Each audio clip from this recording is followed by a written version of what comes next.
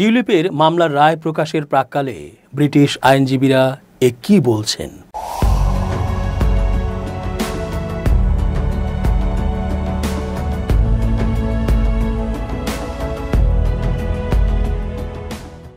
আসসালামু আলাইকুম প্রিয় দর্শক, আমন্ত্রণ আজকের আলোচনায়। চেঞ্জ টিভির আন্তর্জাতিক চোখ অনুষ্ঠানে এস.জে. রতন স্বাগত জানাচ্ছি। শেখ হাসিনা তার আত্মীয় স্বজন ও দলবল নিয়ে বাংলাদেশটাকে যেন কাঁচায় চিবিয়ে খেয়েছে, আর ভারতের কাছে বিক্রি করে দিয়ে শয়তানের মতো হো হো করে হেসেছে। কত টাকা যে বিদেশে পাচার করেছে তার হিসেব করাও আমাদের পক্ষে কঠিন। এত টাকা হিসেব করতেই তো পারবো না যেন। এছাড়া দেশেও নানাভাবে সম্পদ গড়েছে তারা। হত্যা, গুম, দখলবাজি সহ নানা অপরাধও করেছে ইচ্ছে মতো। মুজিব আর মুক্তিযুদ্ধের সেন্টিমেন্টের আড়ালে তারা দেশের মানুষ ও দেশকে লুটেপুটে একাকার করেছে। এই সকল জঘন্য অপরাধের আরেকটি রায় সত্বরই আসছে বিচার বিভাগ থেকে। তবে এরই মধ্যে টিউলিপের রায়ের পূর্বে কিছু ভিনদেশি মূর্খ লোক তাকে সাপোর্ট করতে শুরু করেছে। বাংলাদেশে যুক্তরাজ্যের সাবেক নগরমন্ত্রী টিউলিপ সিদ্দিকের বিচারকে পরিকল্পিত ও অন্যায্য বলে অভিযোগ করেছেন একদল ব্রিটিশ আইনজীবী। তার বিরুদ্ধে করা প্লট দুর্নীতি মামলার রায় ঘোষিত হবে আগামী 1 ডিসেম্বর। এর আগে আইনজীবীরা এই অভিযোগ তুলে যুক্তরাজ্যে বাংলাদেশের হাই কমিশনারকে চিঠি দিয়েছেন। ব্রিটিশ সংবাদ মাধ্যম দ্য গার্ডিয়ানের প্রতিবেদনে বলা হয়েছে, ব্রিটেনে ক্ষমতাসীন লেবার পার্টির এমপি ও সাবেক মন্ত্রী টিউলিপ চলতি বছরের জানুয়ারিতে যুক্তরাজ্য সরকারের পদ থেকে পদত্যাগ করেন। তার অনুপস্থিতিতেই বাংলাদেশে মামলার তদন্ত হয়েছে এবং সেই মামলার রায় দেওয়ার সময়ও তিনি উপস্থিত থাকবেন না। মামলা পরিচালনাকারী পক্ষ তার যাবজ্জীবন কারাদণ্ডের দাবি করেছে। হ্যাম্পস্টেড ও হাইগেটের এমপি টিউলিপ বাংলাদেশের ক্ষমতাচ্যুত প্রধানমন্ত্রী শেখ হাসিনার ভাগ্নি। গত বছর ছাত্র জনতার আন্দোলন দমনে বল প্রয়োগ ও মানবতা বিরোধী অপরাধের অভিযোগে গত সপ্তাহে আন্তর্জাতিক অপরাধ ট্রাইব্যুনাল হাসিনাকে মৃত্যুদণ্ড দিয়েছেন। যুক্তরাজ্যে বাংলাদেশের হাই কমিশনার আবিদা ইসলামের কাছে পাঠানো এক চিঠিতে সাবেক ব্রিটিশ বিচারমন্ত্রী রবার্ট বাকল্যান্ড, সাবেক অ্যাটর্নি জেনারেল ডোমিনিক গ্রিফ সহ কয়েকজন হাই প্রোফাইল আইনজীবী বলেন, টিউলিপ ন্যায় বিচারের মৌলিক অধিকার থেকে বঞ্চিত হচ্ছেন। তাকে অভিযোগ সম্পর্কে জানার সুযোগ দেওয়া হয়নি, এমনকি আইনি সহায়তাও পাননি। আইনজীবীদের এই দলে সাবেক প্রধানমন্ত্রী টনি ব্লেয়ারের স্ত্রী চেরি ব্লেয়ার, ফিলিপ স্যান্ডার্স ও জিওফ্রি রবার্টসনও আছেন। তারা সবাই কিংস কাউন্সিল অর্থাৎ রাজা কর্তৃক উচ্চ মর্যাদাপ্রাপ্ত আইনজীবী। তারা আরও অভিযোগ করেছেন, টিউলিপ যে আইনজীবীকে নিয়োগ দিয়েছিলেন তাকে গৃহবন্দী করা হয় এবং তার মেয়েকে হুমকিও দেওয়া হয়। তাদের দাবি, টিউলিপকে অভিযোগ বা প্রমাণ সম্পর্কে অবহিত করা হয়নি। তিনি আইনি প্রতিনিধিও পাননি। যে আইনজীবীকে তিনি নিয়োগ দিয়েছিলেন তিনি বাধ্য হয়ে সরে দাঁড়ান। চিঠিতে বলা হয়, এমন প্রক্রিয়া মূলত কৃত্রিম। এটি এক ধরনের সাজানো অন্যায্য বিচার প্রক্রিয়া। টিউলিপ, তার খালা, মা, ভাই ও বোন সহ অনেকের বিরুদ্ধে দুর্নীতির অভিযোগে একাধিক মামলার বিচার চলছে।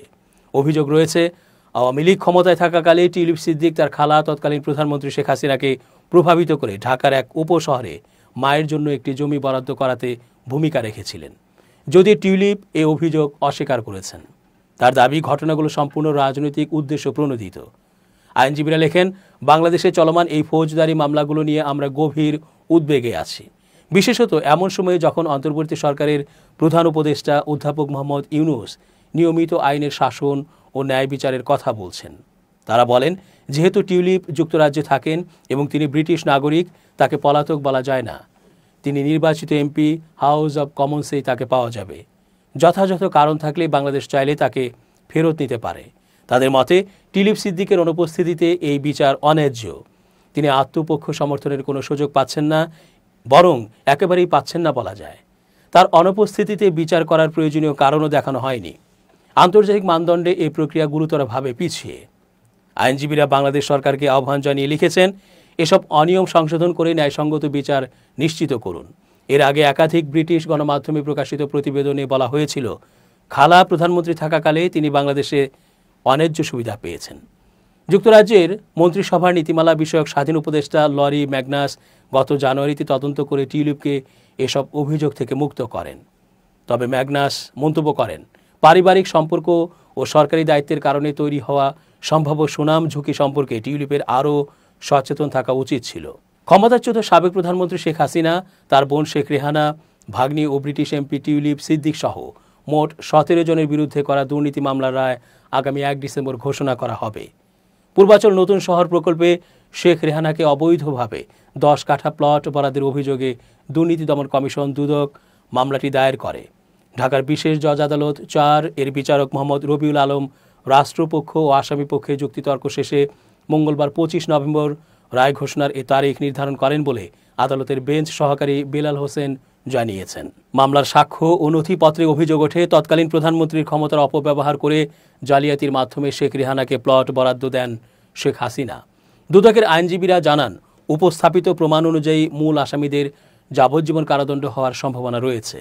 সাক্ষ্য অনুযায়ী পূর্বাচলে পরিবারের জন্য প্লট বরাদ্দে শেখ রেহানা নিজেই চাপ প্রয়োগ করেন। পরে মিথ্যা হলফনামার ভিত্তিতে রেহানাকে রাজুকের 10 কাঠা সরকারি জমি বরাদ্দ দেওয়া হয়। এসব অভিযোগে শেখ হাসিনা, শেখ রেহানা, টিউলিপ সিদ্দিক সহ 17 জনের বিরুদ্ধে দুদক মামলা করে।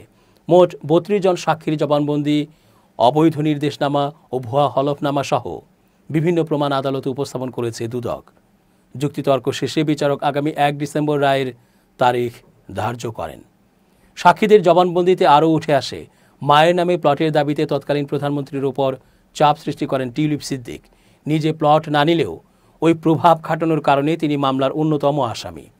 দুদকের আইনজীবীদের মতে রায়ে শেখ হাসিনা, শেখ রেহানা এবং টিউলিপ সিদ্দিক 3 জনেরই যাবজ্জীবন কারাদণ্ড হতে পারে। মামলার একমাত্র গ্রেপ্তার আসামি রাজুকের সাবেক কর্মকর্তা খুরশিদ আলমের আইনজীবী যুক্তিতে বলেন, তিনি সরকারি কর্মকর্তা হিসেবে ঊর্ধ্বতনের নির্দেশ পালনে বাধ্য ছিলেন। যুক্তরাজ্যে প্রশিক্ষিত ব্যারিস্টার মীর আহমেদ বিন কাসেম বাংলাদেশে শেখ হাসিনার শাসনামলে গুম হওয়া ব্যক্তিদের একজন। এক রাতে সশস্ত্র ব্যক্তিরা তাকে অপহরণ করে নিয়ে গিয়েছিল। 8 বছর বিনা বিচারে আটকে রাখা হয়েছিল মীর আহমেদ বিন কাসেমকে। তখন তার হাত ও চোখ থাকতো বাঁধা। ওই সময়ে কোথায় ছিলেন, কেন তাকে ধরে নিয়ে গিয়ে আটকে রাখা হয়েছিল, কিছুই তিনি জানেন না। হাসিনা সরকারের পতনের পর আহমেদ বিন কাসেমকে একটি গাড়িতে উঠিয়ে খাদে ফেলে দেওয়া হয়। শেষে তিনি বাড়িতে ফিরতে পারেন। গত বছরের আগস্টে ছাত্র জনতার অভ্যুত্থানে ক্ষমতাচ্যুত হন শেখ হাসিনা। টানা কয়েক মেয়াদে প্রধানমন্ত্রী ছিলেন তিনি। 71-এর পর হাসিনার আমলেই সবচেয়ে বেশি সহিংসতা দেখেছে বাংলাদেশ। এতে শত শত মানুষ নিহত হন, আর ক্ষমতা টিকিয়ে রাখার শেষ দিনে অন্তত 90 জন নিহত হন।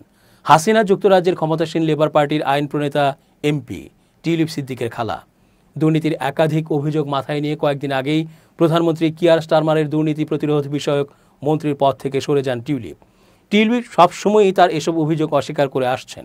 অভিযোগগুলোর একটি হলো, বাংলাদেশের অবকাঠামো নির্মাণের ব্যয় থেকে 3.9 বিলিয়ন অর্থাৎ 390 কোটি পাউন্ড পর্যন্ত আত্মসাৎ করেছে তার পরিবার। এছাড়া লন্ডনে টিউলিপের বিরুদ্ধে তার খালা হাসিনার রাজনৈতিক ঘনিষ্ঠদের সম্পত্তি ব্যবহারের অভিযোগও রয়েছে। স্টারমার সরকারের তদন্তে মন্ত্রিত্বের আচরণগত নীতিমালা টিউলিপ ভাঙেননি এমনটি বলা হচ্ছে, তবে তাকে পদত্যাগ করতে হয়েছে। এই ঘটনা স্টারমারের বিচক্ষণতা এবং বাংলাদেশি বংশোদ্ভূত মানুষের ভোট আকর্ষণে লেবার পার্টির দৃষ্টিভঙ্গি নিয়ে উদ্বেগজনক নানা প্রশ্নের জন্ম দিয়েছে। এসব প্রশ্নের একটি হলো, নানা কেলেঙ্কারিতে জড়ানো খালা হাসিনার সঙ্গে টিউলিপের যে সংশ্লিষ্টতা রয়েছে সে বিষয়ে অনেক আগে থেকে জানার পরও লেবার পার্টি এখনকার ঘটনা আজ করতে পারল না কেন? আর আহমেদ বিন কাসেমের গুমের ঘটনা তো 2016 সালেই প্রকাশ পেয়েছিল। তখন তো বাংলাদেশে শেখ হাসিনার শাসন আমলই চলছিল। টিউলিপের বিষয়ে আরও আগেই লেবার পার্টির কারও উদ্বেগ প্রকাশ করা উচিত ছিল। আহমেদ বিন কাসেম সহ অন্য বাংলাদেশিদের গুম হওয়ার ঘটনা এবং মানবাধিকার নিয়ে তখন থেকে টিউলিপের প্রকাশ্য অবস্থান এক অসামঞ্জস্যপূর্ণ ভাবনারও জন্ম দিয়েছে। উদাহরণ হিসেবে বলা যায়, নিজ নির্বাচনী এলাকার বাসিন্দা নাজানিন জাঘারি র্যাডক্লিফকে ইরান থেকে মুক্ত করার জন্য দীর্ঘ প্রচার চালান টিউলিপ।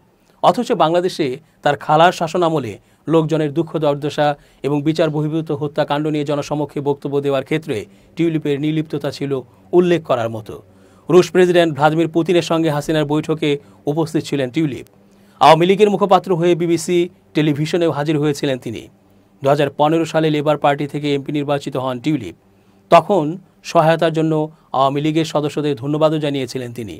দলটির সঙ্গে নিজেদের সংশ্লিষ্টতার বিষয়ে 2008 ও 2009 সালে তার ওয়েবসাইটে 2 পৃষ্ঠার বর্ণনা থাকলেও পরে তা মুছে ফেলা হয়।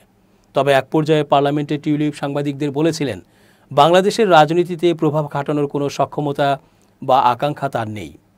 আওয়ামী লীগের সঙ্গে টিউলিপের সংশ্লিষ্টতা গোপন ছিল না, তবে সম্ভবত লেবার পার্টি তার এ সংশ্লিষ্টতাকে বাজেভাবে দেখেননি। বিশেষ করে গত কয়েক বছরে বাংলাদেশ আওয়ামী লীগের সঙ্গে দলটির দূরত্ব বজায় রাখার বিষয়টি তেমন দেখা যায়নি।